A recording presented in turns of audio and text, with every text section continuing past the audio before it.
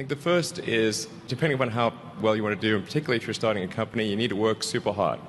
So what does super hard mean?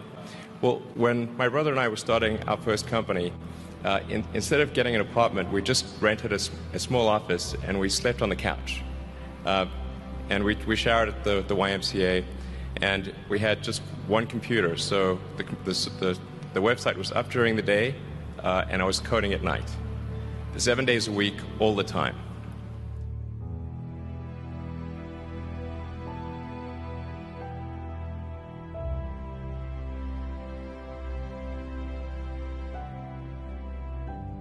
Work hard like every waking hour. That's the thing I would say particularly if you're starting a company.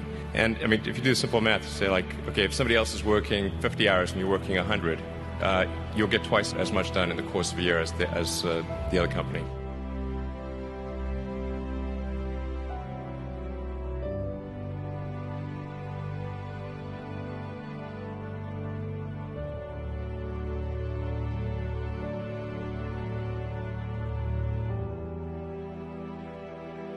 I think too is you got to make sure that whatever you're doing is a great product or service. It has to be really great. And I go back to what I was saying earlier, where if you're a new company, I mean, unless it's like some new industry or new market if it's an untapped market, then you have more ability the standard is lower for your product or service. But if you're entering anything where there's an existing marketplace against large entrenched competitors, then your product or service needs to be much better than theirs. It can't be a little bit better, because then you put yourself in the shoes of the consumer and they say, why would you buy it as a consumer? You're always going to buy the trusted brand unless there's a big difference.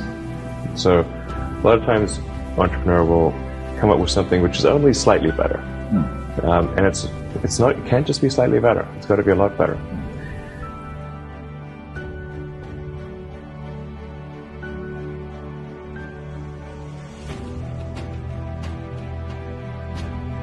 The other thing I'd say is that